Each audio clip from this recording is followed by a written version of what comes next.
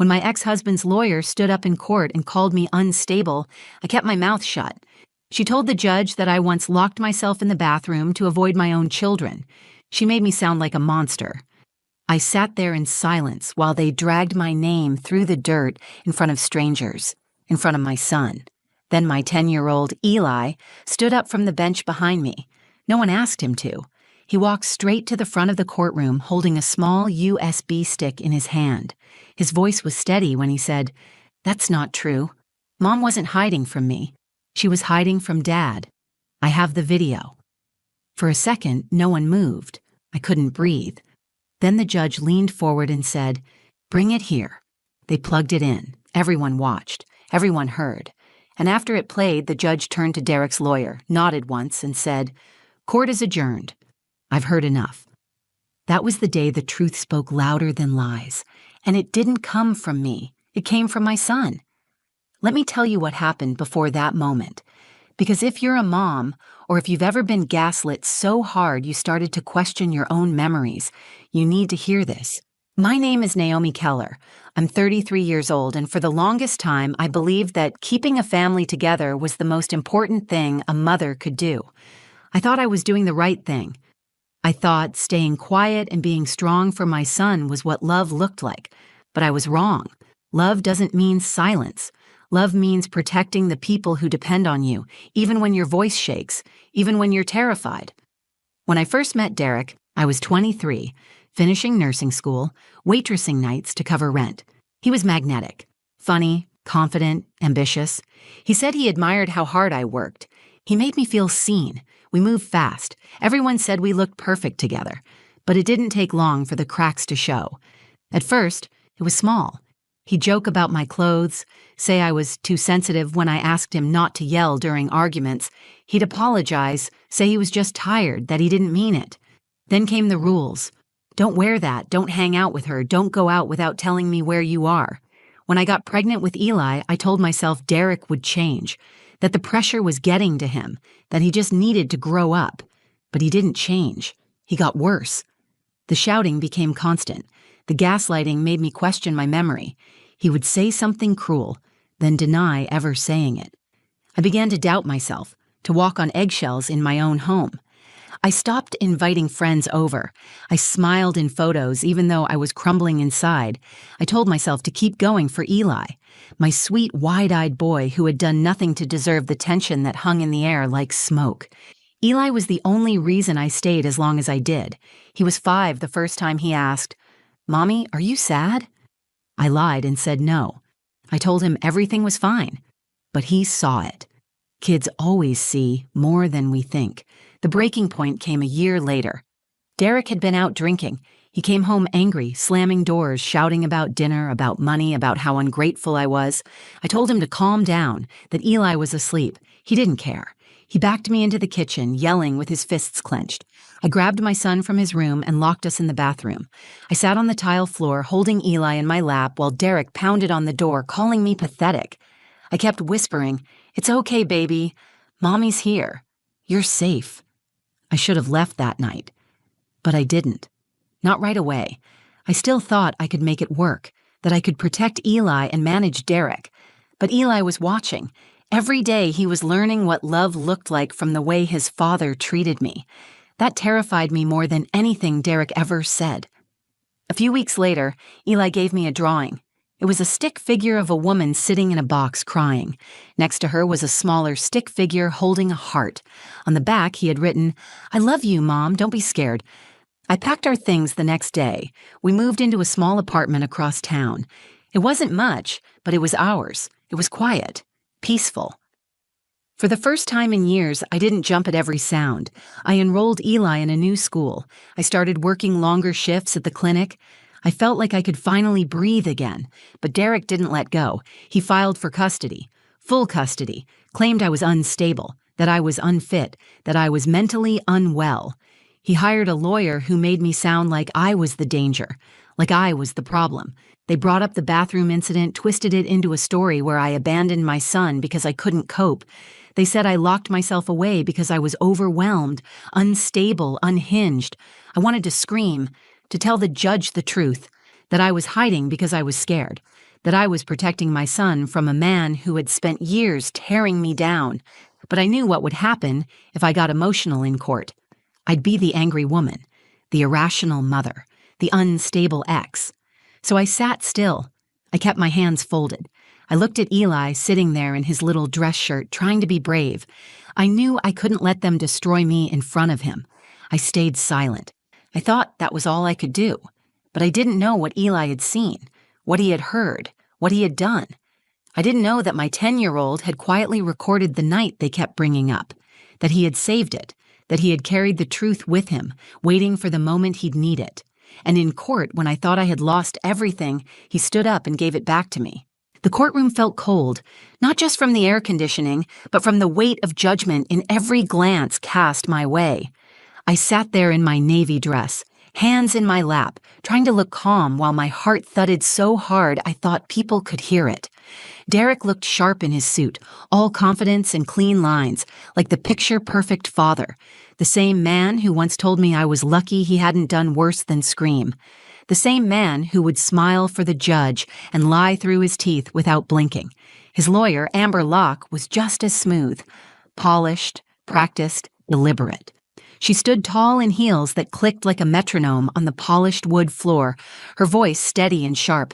"Your Honor," she began, "we are requesting full custody of Elijah Keller. The child has been exposed to repeated emotional instability under Ms. Keller's care. We have reason to believe she poses a risk to his emotional and psychological development." She turned slightly, eyes skimming past me like I was nothing more than a nuisance in a chair. There was a recent incident in which Ms. Keller locked herself in the bathroom to avoid interacting with her child.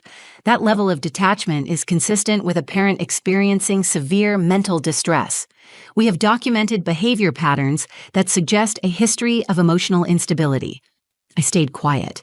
My attorney had told me to stay composed, to let the evidence speak. But what evidence? The only story they had was a twisted version of a night I had survived. Amber looked at me then, her voice low but cutting. "She didn't call the police. She didn't report any abuse. That's because there was no abuse. What we have here, Your Honor, is a mother who panicked, locked herself away, and abandoned her son in a moment of emotional volatility." I clenched my jaw so hard it hurt. I wanted to yell that I hadn't abandoned Eli. I had shielded him. I had protected him.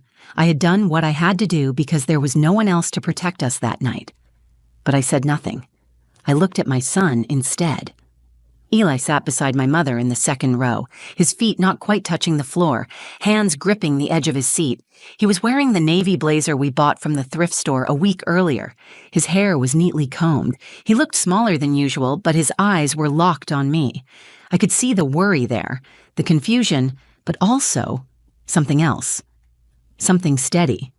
The judge turned to me. "Ms. Keller, do you have anything to say regarding the incident described?" I opened my mouth. I wanted to say 1,000 things. That I had held my son close that night. That I whispered to him to stay calm while the man on the other side of the door threatened us both. That I had no one to call who could show up in time. That my only option was to survive until morning. But I looked at the judge and saw nothing in his eyes. No warmth. No understanding, just the clock ticking toward a decision. "No, Your Honor," I said. My attorney leaned toward me and whispered, "We can fight the mental health claim. We can file a character affidavit." I nodded, but I could feel how heavy the room had gotten. The lie was starting to stick. Amber smiled slightly like she knew she'd just won a round. Derek didn't look at me. He sat still, smug, hands folded in front of him. Then the judge asked, "Is there anything else?" That was when Eli stood up. At first, I didn't realize what he was doing. He stepped into the aisle, one small hand clutching something silver and rectangular, a USB drive. "Your Honor," he said, his voice calm but loud enough to carry. "I have something to show you. It's about the night they're talking about. Mom didn't lock herself away from me. She was hiding from Dad. I recorded it. I thought someone might need to see it." There was a beat of silence. Not shock, not chaos, just silence, the kind that fills the room before everything shifts. The judge narrowed his eyes. "You recorded it?" Eli nodded. "With my tablet, I saved it." The clerk stepped forward. Eli handed her the USB without looking at Derek, without looking at me. Just eyes on the judge, steady and unafraid. In that moment, I realized something. My son wasn't just trying to protect me.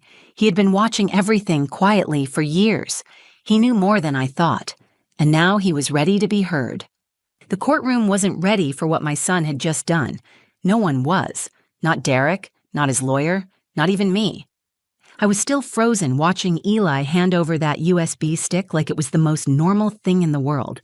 Like 10-year-old boys do that sort of thing every day. He turned around after giving it to the clerk and walked back to his seat. His shoulders were squared like he had just finished something important. My mother reached for his hand, but he kept his eyes forward. The judge didn't say anything right away. He took a moment, then leaned toward the clerk. "Let's see it," he said. My stomach turned as she inserted the drive into the courtroom laptop. The monitor flickered to life, and then we saw it. The grainy image was clearly from a tablet camera. The angle was crooked, but the sound came through loud and clear. Derek's voice filled the courtroom. It was unmistakable. He was shouting, slamming something, a door or a wall. "You're pathetic, Naomi," he said. "Lock yourself in there all you want. You always play the victim." You could hear me on the other side of the door breathing heavily, and then Eli's voice small but clear. "Mommy, are you okay?" "I'm fine, baby," I said in the video. "Just go back to your room. It's okay." "You're scaring him," I yelled from behind the door. "No, you're scaring him," Derek snapped. The clip went on for almost a minute, long enough to show the truth, long enough to destroy every lie Amber had tried to spin.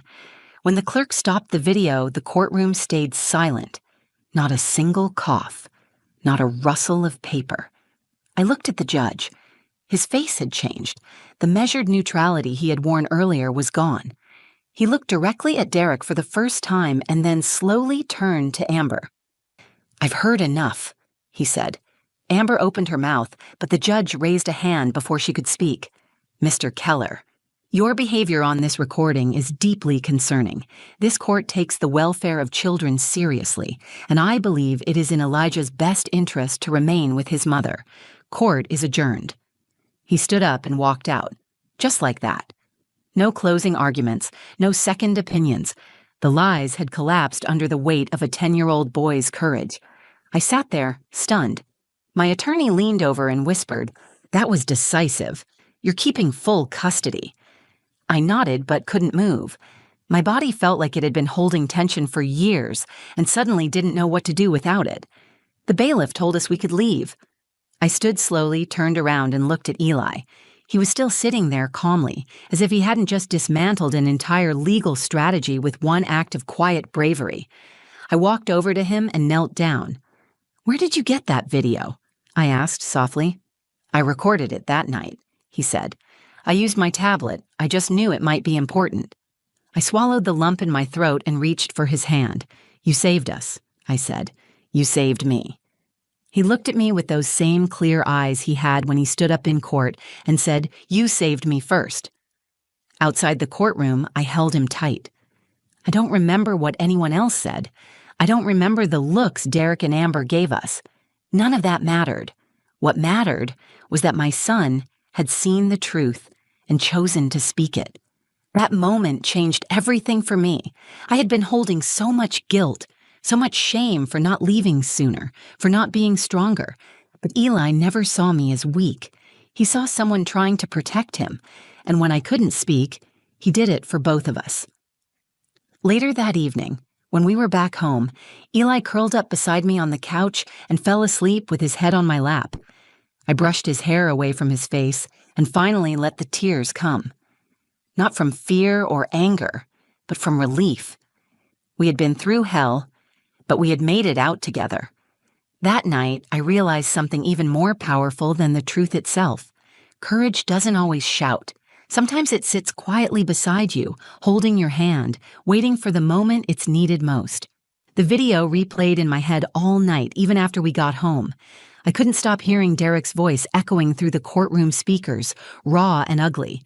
I couldn't forget the sound of Eli's voice either, clear and calm, offering proof when no one had asked him to. My son had done what grown adults in that courtroom didn't expect. He told the truth when it mattered most. After the judge adjourned, people stood frozen, unsure what to do next. The clerk started gathering papers. The bailiff called out that court was over. Derek looked stunned. His mouth opened like he might object, but no words came out. Amber Locke pressed her lips together and turned to pack her things. I didn't gloat. I didn't speak to them. I took Eli's hand, thanked my attorney, and walked out with my head up. For the first time in a long time, I didn't feel afraid of Derek. His power over me had shattered in a moment that neither of us saw coming. It wasn't my words that had ended it. It was Eli's. The sun outside was warm on our faces. I crouched beside Eli near the courthouse steps. "You were brave in there," I said. "You didn't have to do that, but you did. Why?" He shrugged, then looked at me with complete seriousness. "Because they were lying and I didn't want the judge to believe it. You were scared that night. I remember. You were protecting me. I knew they'd twist it." I wrapped my arms around him, holding him tight. "You're the bravest person I know." Later that week, I got the official paperwork, full legal and physical custody. Derek would have supervised visitation, and only after completing anger management classes. I sat on my bed and stared at those pages for a long time. Not because I didn't believe it, but because I finally felt like I could breathe. The war was over. But it wasn't just a legal victory. The moment Eli stood up in court changed more than the outcome of the case. It changed the way I saw myself. For so long, I carried shame for staying as long as I did. I had convinced myself that leaving later made me weak, that enduring his abuse silently meant I had failed my son. But Eli didn't see failure. He saw strength. And when I couldn't find my voice, he gave me his. I think that's what moved the judge more than the video itself. It wasn't just the footage that exposed Derek's violence. It was the fact that a child stood up without fear to speak the truth in a room full of adults trying to bury it.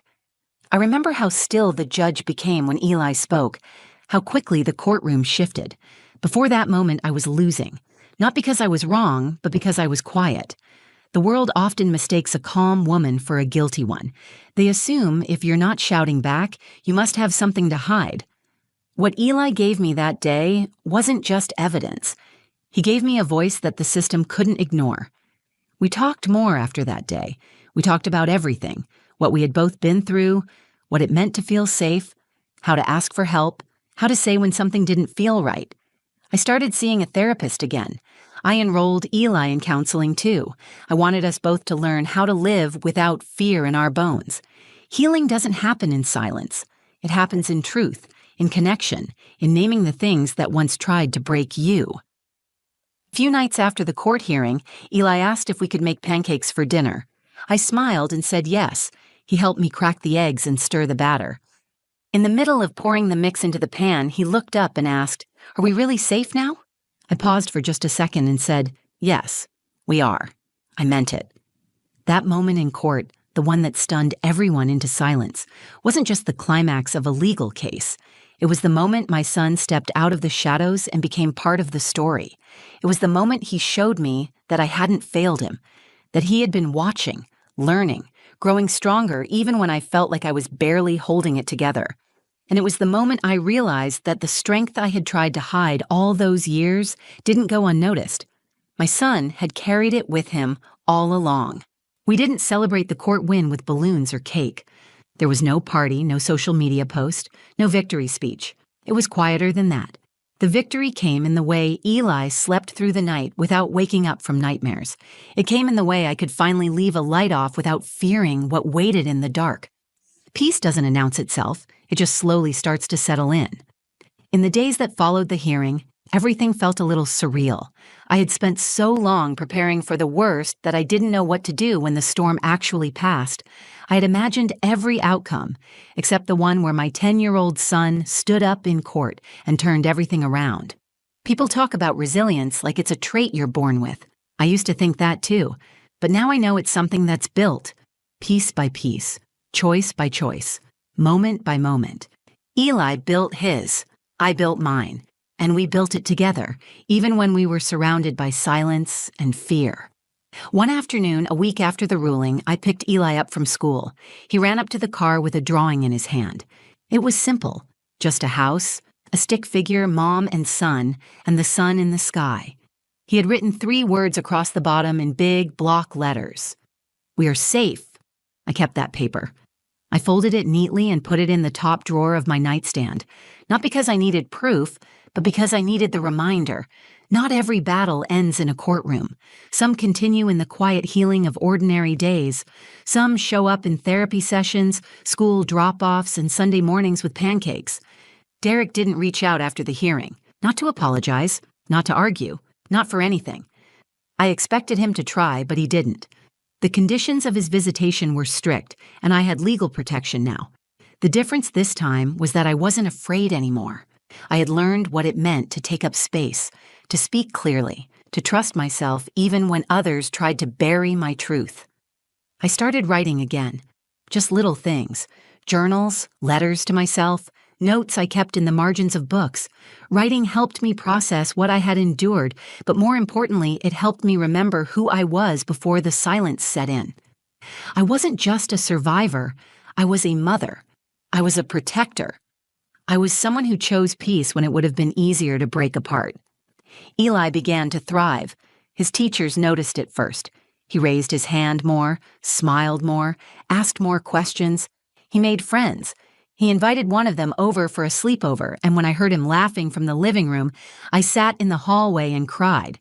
Not because I was sad, but because I finally saw what freedom sounded like. We talk about breaking cycles, but rarely do we see the moment it actually happens. For us, it wasn't dramatic. It wasn't loud. It was the quiet moment in court when a boy stood up, told the truth, and gave his mother the strength she had forgotten she had. Looking back, I used to carry shame for not leaving sooner, for not shouting louder, for being afraid. I don't anymore. I did what I could with what I knew. I protected my child the best way I knew how, and when the moment came, he protected me right back. I tell this story now not because it ended perfectly, but because it ended honestly. I want other women to know they are not alone. I want mothers in courtrooms, mothers in silence, mothers in fear to hear what I'm about to say. You are not unstable for breaking under pressure. You are not unfit because you locked a door to stay safe. You are not weak for keeping quiet when the world didn't feel safe to speak. Your strength isn't measured by how loud you fight, but by how hard you love and how far you'll go to protect your child. And sometimes, when you least expect it, that child will stand beside you and show the world what strength really looks like. This is our story, and we are still writing the next chapter, together, safely, in peace. If this story meant something to you, if you've ever been through something similar or know someone who has, I hope you'll share it. Someone out there might need to hear that they're not alone, that their story matters, and that the truth has power. Please like the video if it resonated with you, and drop a comment below. I read every single one, and your words matter more than you know. If you haven't already, subscribe to the channel for more real stories, raw, honest, and told with heart. Thank you for being here. Stay strong, stay grounded, and never forget, you are allowed to speak, and you are allowed to be believed.